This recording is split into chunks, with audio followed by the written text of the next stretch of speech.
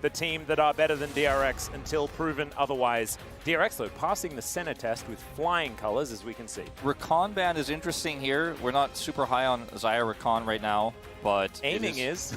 Yeah, he certainly is. He has been reliant on it, you could say. Yeah. I think that's good preparation here for DRX. Instead of trying to beat it, just don't let them play it, see what D+ will do.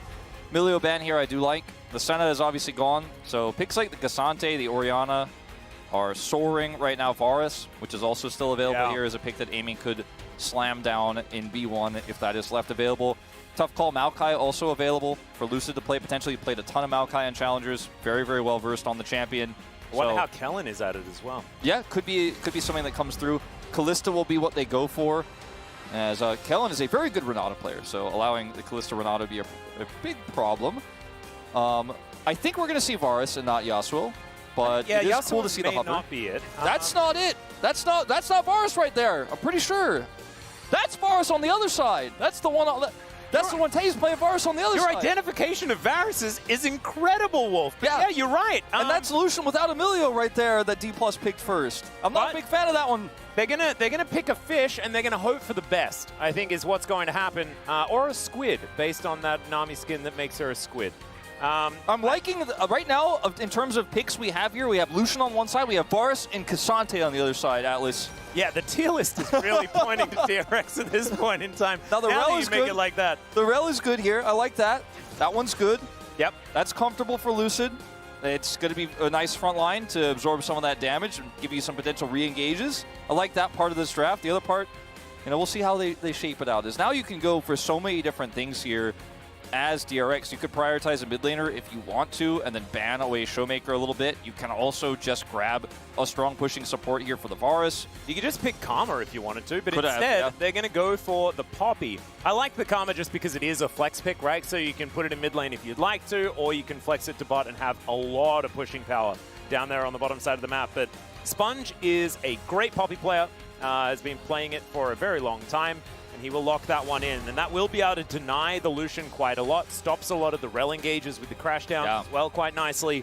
So I do not mind the pickup at all. When you have a Cassante to tank, a Poppy to zone with her ultimate, and obviously just zone in general with her steadfast presence, and a Varus for poke, you have so much objective control in this densely packed, high-tier champion list that DRX have put together. So do like it a lot. Also now can protect the Cassante a little bit here with the Gwen ban. Take that away from Kingen. Yep. And I like the Nautilus ban. Can be quite strong into Lucian Nami. Twisted Fate. So what were the chances, Wolf? Do you think that Kingen was going to play Gwen? Even if it wasn't banned? I mean, I'd say like maybe 40%. I'd say there's a pretty decent chance he'd play it. Now, would he win against Cassante? Those numbers are a little bit lower, but this is what I'm thinking. I just feel like there is no way that Kingen isn't just playing Aatrox. I mean, since they didn't ban Aatrox, I guess he will. But I was gonna say he could also just end up on Udyr duty in this case, which would be a real tragedy. But I think it will be the Aatrox you mentioned, whereas Caitlyn Varus is going to be the lane. And that's aggressive. That's some T1 vibes that we got going on here. We'll see whether Teddy and Pleta can actually play this one out. And who's going to be playing what? And that's the big question. You get to have now, as Satep counterpick for Showmaker, and you have a winning lane bottom. You have Cassante, so you're never really losing top side. You're never really under any threat into Kingen. As Rascal here, the Aatrox, this comp is screaming, my big game is insane. And if Showmaker locks LeBlanc here, you'll feel good about it if you're a Showmaker fan. In terms of the power he has in mid-game and his comfort on the pick. But his smile, man, that's what's freaking me out. Oh no, he's gonna giggle and smile and then play Karma. Oh God. Well, I mean, this hasn't won in solo lanes yet. It really hasn't. It hasn't won anywhere, has it? Well, it hasn't been played bottom, so. Yeah, that's true. It just hasn't done winning.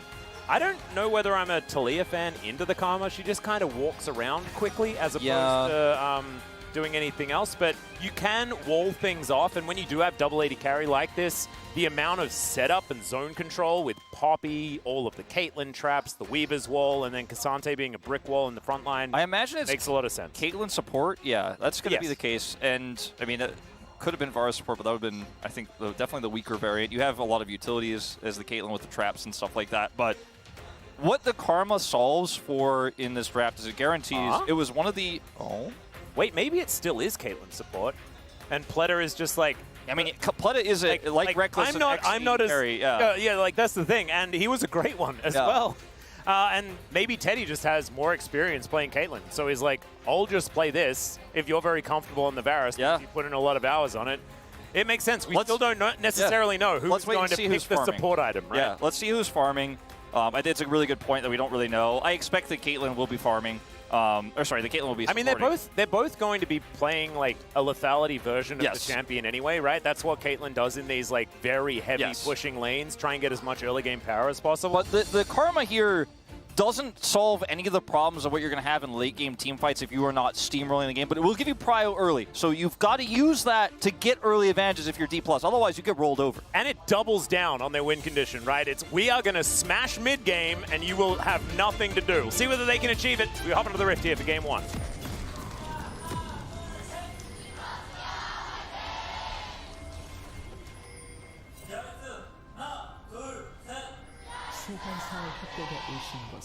And Wolf, I'm a little bit, double Doran's blade, so we just don't know yet. Oh no! And they're really making us sweat for this one to try and figure out who's actually going to be farming. Maybe we'll just maybe it's just going to be Teddy, because I don't know, he doesn't have Halo blades, so that makes me feel like he's just going to be going Crit Caitlyn. And you do definitely need items if you're playing Crit Caitlyn, but also if you're playing Crit Caitlyn, your mid game is a void. Yeah, I don't know about that. Satab is going to face check, and he's really dead. And I was about to say, the one part of this composition for me that really doesn't click is the Talia. And now she's not even on the Rift anymore. So what's interesting is they could have done a lot of different other things. Like they could have gone for an Azir pick, which would have been some additional peel. They could have gone for like LeBlanc themselves, try to get backline access. They ended up going for the Talia, which I think the one good thing about Talia is it is going to be able to say no to team fights where the mid game is so strong. Here on the side of D+, where you just put up a Weaver's Wall on a Dragon fight and say, nah, I'm going to try to pick somebody, or you need to leave because we have great range and we will be able to just avoid the Lucian, avoid the Aatrox. And that's going to be a little bit tougher now that he did die at First Blood. It's Karma, so she's not going to be putting kill pressure on, but it is going to be pushing the wave a little bit more comfortably after that first back, with 400 gold in her pocket. Down here, this should not be fun for Aiming and Kellen to play in any way, shape, or form. There's a lot of outranging that's happening there on the bottom side of the map. As Showmaker is going to take Satab for a walk, and Satab is not going to have a very good time at the park. This is the part of this game in terms of individual players and lane matchups where there's a giga gap. Unfortunately, Showmaker, despite being on a 2-5 team, is still, I'd say, top 5 mid laners right now. And also looking better than he was all year last year. Yeah. And D+ weren't as bad as they are now. And Satab has had a lot of early game accidents so far this season, including the one that happened this time around where he just kind of had no vision and walked into 5 people. They didn't have vision anywhere on the Rift, and so it's tough to blame him entirely for this, but he is the victim, as we are going to have an early gank here from Lucid. Yeah, speaking of vision, there was absolutely none. Where Lucid walked is now Pleta. He's in this brush, and Teddy, he's the one that's going to lure them away, wanting to make sure that it's not a double kill. The crashdown comes in, and Teddy will be taken out. Aiming collects that one, and that is 2 very early kills here for D+. Yeah, so this is kind of disastrous, you know. I mean, the pathing was good there from Lucid. He avoided both of those wards, came and wrapped around most of the common ward positions there. He's able to avoid. Obviously knows there's one on the blue buff there, and then avoids the pixel brush here, just skirts around. And they didn't know, and this is what happens. You either have to have vision, which they thought they did, or you have to have a cover if you're going to push really hard with a lane like this. And they had vision, but it was skirted, no cover, and that's a kill going over. So Lucian now has a serrated Dirk in his possession. Oh, wow. So that is that's a big tempo buy. Let's just say that. for aiming. If he builds another Ghost Blade, though, I'm going to be quite bothered. Quite bothered. I think it's likely that he doesn't, as there are other options, and you can just not build it into anything, you know? Just, I mean, in this comp... Collector would be fine, you know, that'd be fine. In this comp, I don't hate the Ghost Blade as much as I do in a lot of other ones, because, yeah, you're never going to kill Cassante later if you go that way, but you need to win the game before Cassante is tanky anyways. I'm being a bit facetious here, obviously, but we'll see what he does build, but it is going to be very strong, obviously, in the early part of this. The main reason why I don't like it, Wolf, is that, like, Orcs is there, and we know, like, how upset he's going to be if it happens again. I mean, I'll be upset too. Yeah. And even though I just said otherwise, I'm like, and Chronicler will as well, for two reasons. You know, he has to be there with Orcs, like, so upset, and he's also feeling hurt by the purchase. Oh, not so good. Anyway, Carrier did win with support Paris into the Nami last time around. Yeah, and Telecom more against LeagueofLegends. And that was when T1 was winning everything and never losing. And yeah, was that spring? Yeah, he was playing every marksman. It was about almost exactly a year ago, just a week off. Yep. Maybe it's like, maybe this is the month of support Varus. We're allowed to have that as Rascal? Rascal is walking up to try and kill a minion, and he is going to be able to do so.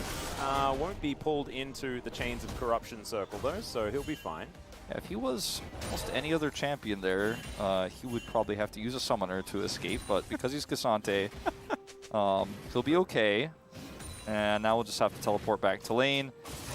All my brain can think about is the likelihood of a Ghost Blade. Well, he could just be doing the Tempo Dirk into Storm Razor. Oh, I love it. We have seen that before. Yeah, big fan. And then you go Collector second. You know, that's the thing that we have seen find success. You're playing into Talia. Maybe you blow her up. You catch Teddy later. Possibility. Right now, it's not feeling like that's necessarily 100% what we're going to see, but Showmaker having this lead, having constant prio, means that you can't use as... Triple boop. You love to see it. That is the Rel moment right there. I was just going to say, like, besides the fact that, you know, this is supposed to win super hard and it's not, the fact that Karma has this extra lead means the prio is a little bit warped here for DRX. Does not feel really good for the amount of control they wanted to have to neutralize the Lucian. As you can see, they're about 1,300 gold behind here already with these 2 kills. Yeah.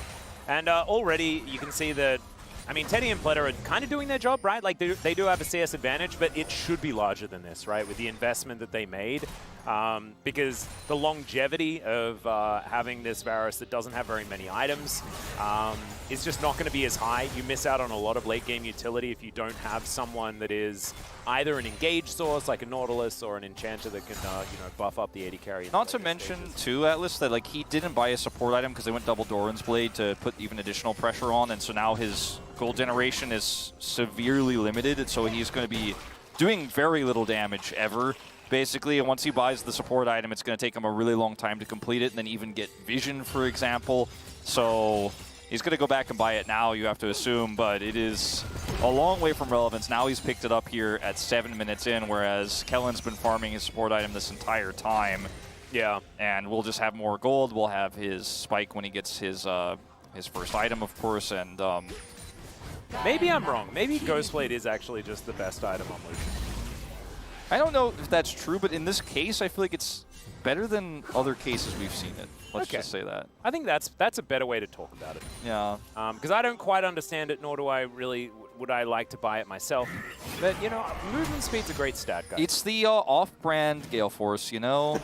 That's what it feels like to me. I can't Gale Force for the execute and get that additional damage, but I can run at them real fast. There you go. Run away really fast. Run away really fast, too. Yep.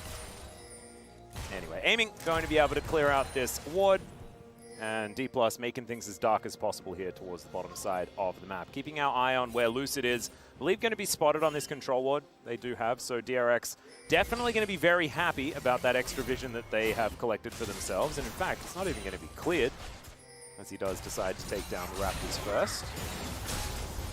Oh boy. A bit of damage. Evan Flo doing a bunch of work there as well as Kellen. If you had hit that bubble, could have been a big problem, but he does walk into a trap, and so aiming does have to blow the cleanse, and the heal had come out already just for that tempo play. Lucid has level 6. He's spotted on another ward though, so maybe it's not the dive opportunity, because of course Sponge in the area. Now this is really, I don't think Satab should commit Weaver's Wall to try to make a topside play. He's going to lose a lot of plates, and it's pretty telegraphed. There's a ward there as well for Kingen. If he had committed to that, that would have been disastrous. He is not going to try to cross-map this.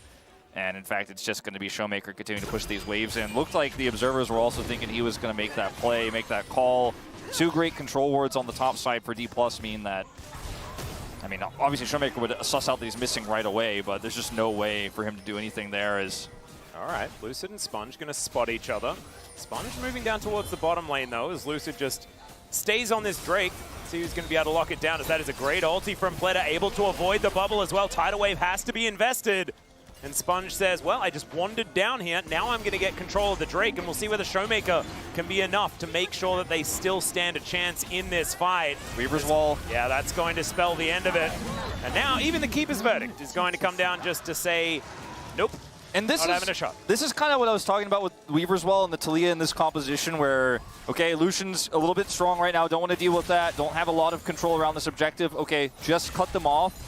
And it was a great ult from Pleta there to actually set it all up to get the damage down so that they could actually then force their way in and then make that Weaver's Wall play. Because Setab, he's still like, okay, well now I'm going back under turret and Showmaker is 20 CS up on me. But his ultimate alone guarantees DRX get that first Drake. Now, if the bottom lane went a lot better, they wouldn't have necessarily needed to all go like this. If Setab hadn't got first blood, it wouldn't necessarily had to be played like that. But that is what the Weaver's Wall can do for you. And I think that if DRX were in a better position in this game, it could have even been maybe they used the Weaver's Wall to secure a kill and grab the objective. Yeah. Or just guarantee D+ can't even contest, but still works out in the end.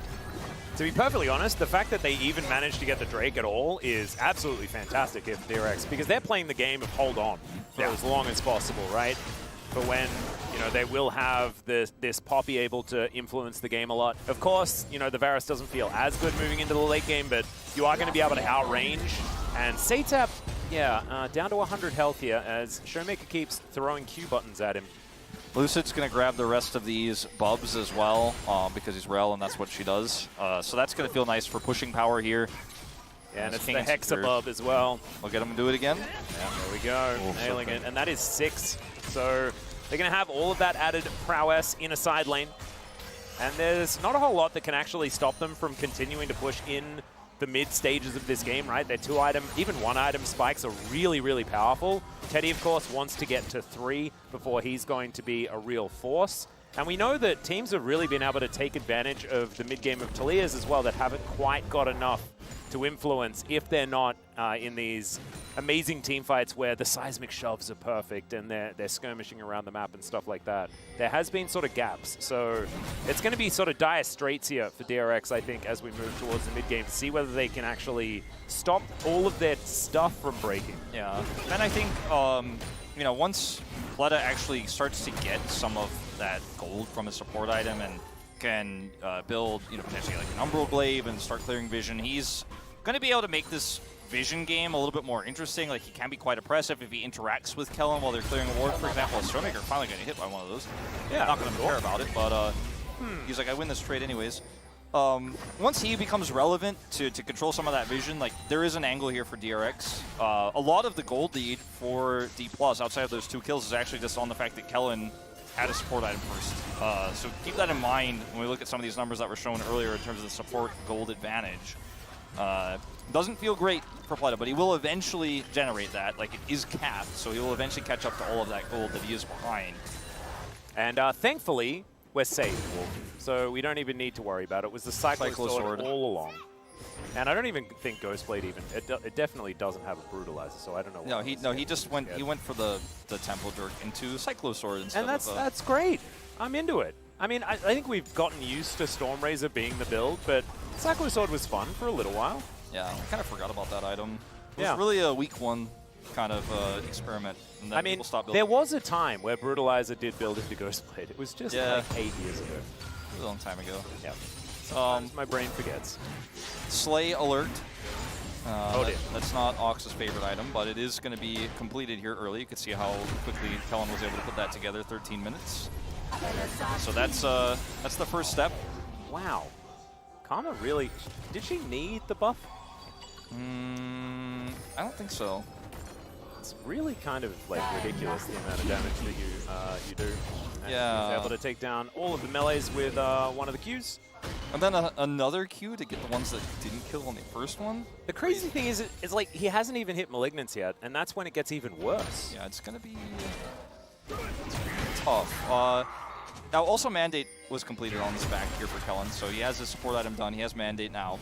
And the Dragon is spawning in 40 seconds. I do not think a Weaver's Wall this time will be alone enough to secure the objective. I think DRX are going to either have to give this one away or maybe try to force for a pick somewhere else. Maybe either try to cross map or, well, running away. That's a decent way to do it. That's probably not going to get you anything, but hey, Herald is up. Gets you out alive, and that is certainly a good thing. When we do have 17 seconds on the Mountain Drake, and Aiming will be able to transition from this outer turret in bottom lane into taking that one. But Rift Herald is gathered here by DRX. Yeah, see whether they can actually push down this mid-outer turret, or at least put enough pressure to deny the Drake, as, my god, he does have it now. So that's the kind of pain and horror that you do have to confront when the Malignancy is completed. There it is once again. The suffering. Yes. That Seitab will continue to feel. In this case, Teddy is feeling. So they're just going to push down these turrets. Like, oh, you got Rift Herald. I don't care. I'll just take turrets the old-fashioned way with Bubs.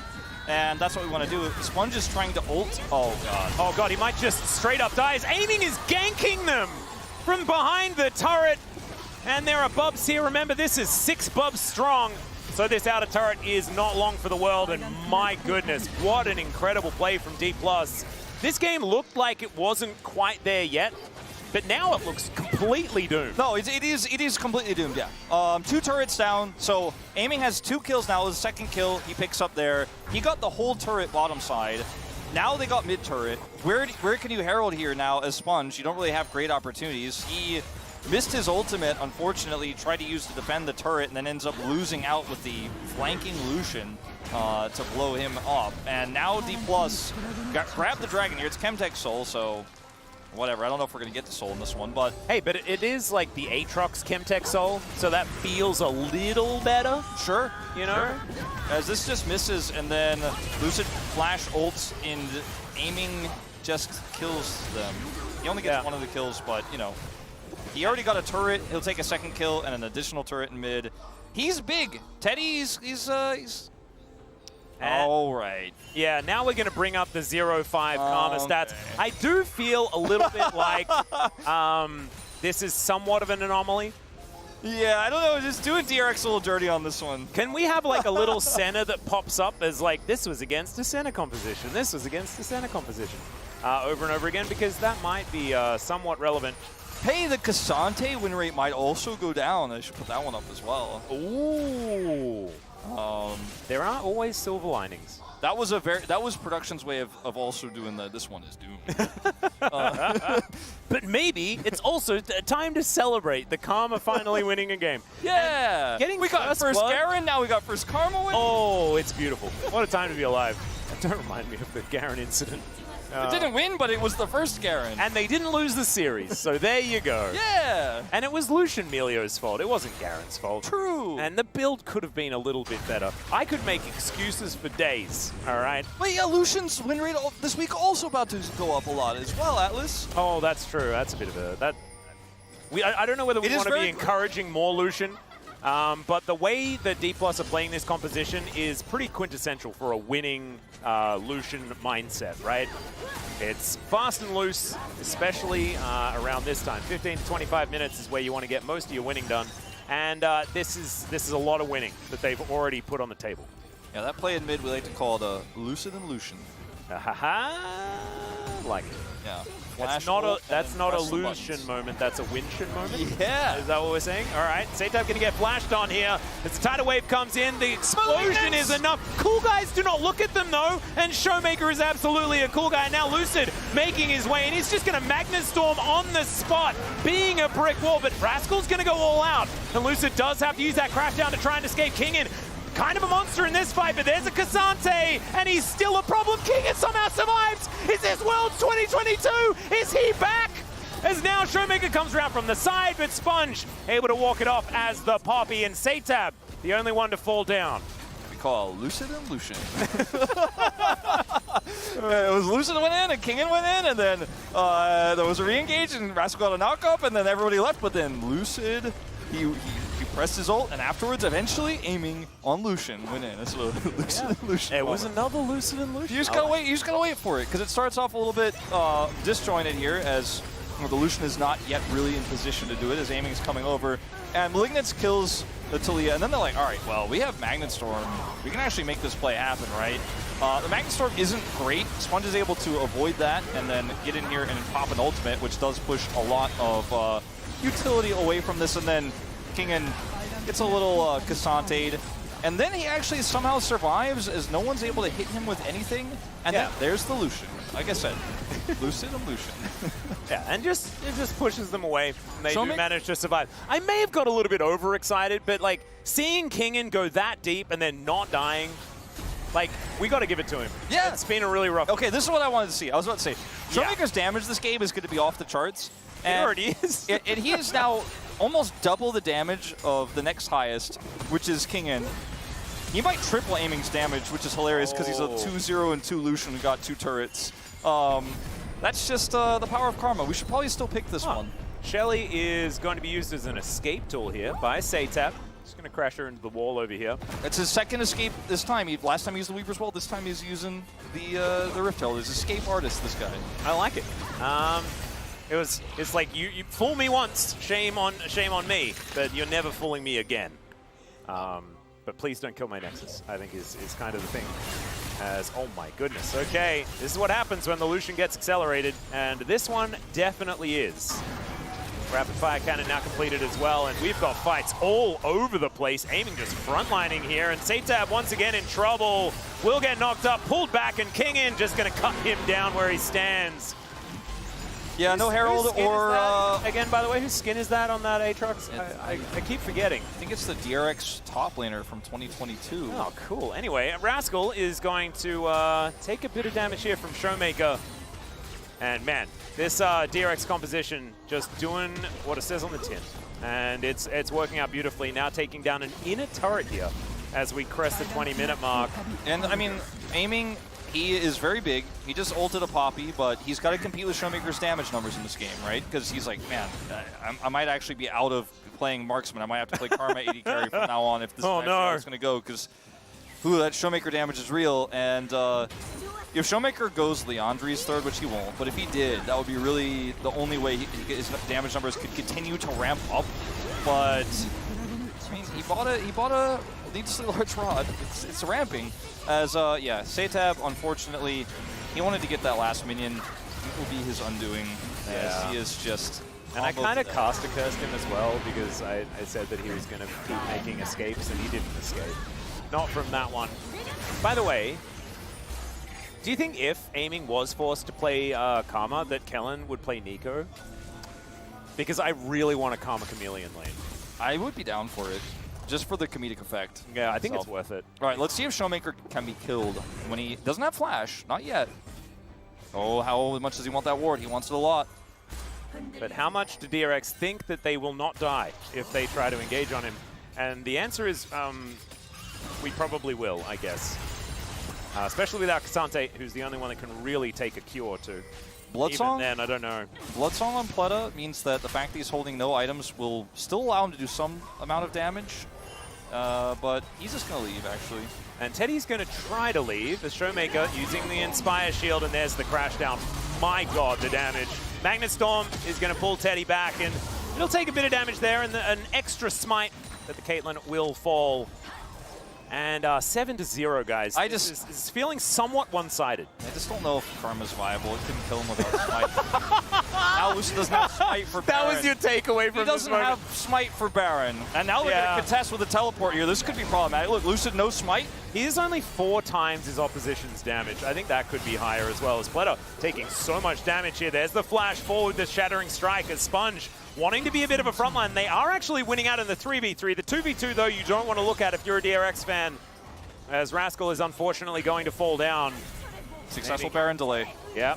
Oh, that's true, actually, as Showmaker has decided that perhaps if we kill everyone, we won't need to take the Baron, and that might actually be true. Satap rotating over. Is this turret actual safety, though, is the question, as Ace in the Hole comes through, but that is a very tanky Rel, and Lucid will be A-OK. Showmaker still lurking on the sidelines of the fight. I have a feeling it might be over for now, as Sponge is dead. That should mean Baron.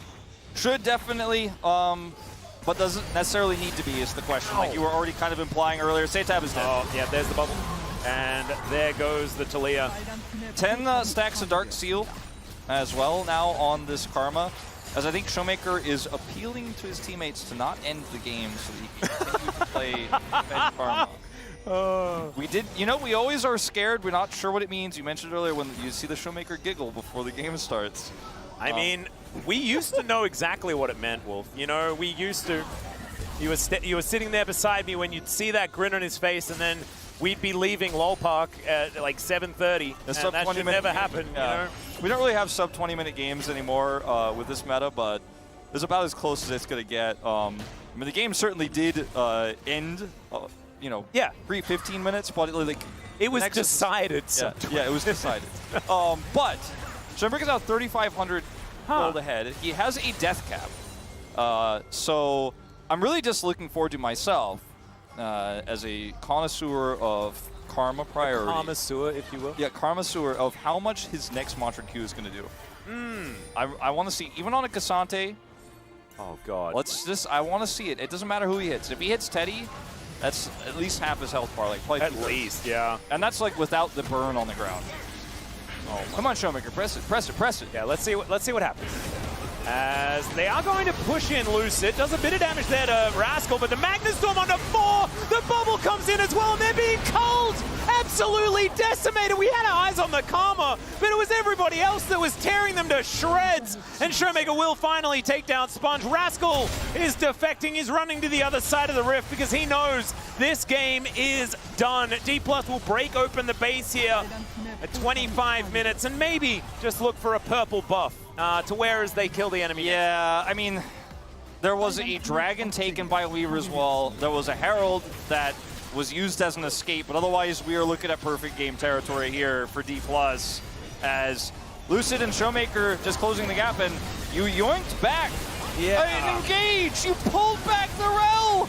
I mean, I'd want to congratulate Lucid for this play, but it was mainly DRX players that put him in the position that he was. He was like, I'm trying to get in there and press R, and they were like, we can help you with that. We're ready to move on to game 2. Yeah. And I think we all are. 6-0-6 on the Karma. We need that Magi's. He's just gone back to base. Yeah, Is it Magi's, or has he built a Blighted Jewel? Or both? I think it's got to be Magi's, right? It's got to be. It's got to be the Showmaker feeling himself. Thanks, Red Bull, but we got to, you know. Yeah, and we appreciate the power play here. We do. But he's only sitting at like 700 right now, but he doesn't. It was just a book. It was a book, so it's the right direction, right? But it's not quite the right book.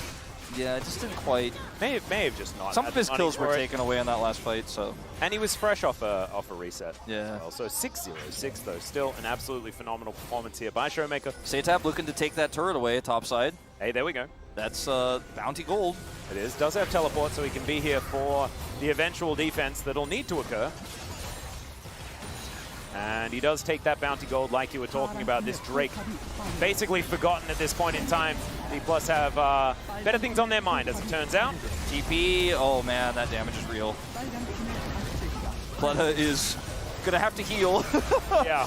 And Amy is just going to dash up and try to destroy Teddy. The culling is going to be blocked, though, by Rascal quite nicely. He is still Cassante after all. Seismic shove onto aiming, but it's just not really doing too much. Kellen tanking the ace in a hole is, oh my goodness, okay. There goes the theoretically tanky Poppy as Teddy's just trying to survive, but he is so far away from his teammates. That's an all-out, and Lucid once again uses it as a taxi, and everyone's just exploding. These Qs from this Karma are nuclear. Yeah, he is just, he's shooting 2-pointers, not even 3-pointers, man. Yeah, no, this is ridiculous. Teddy's like, just please end the game.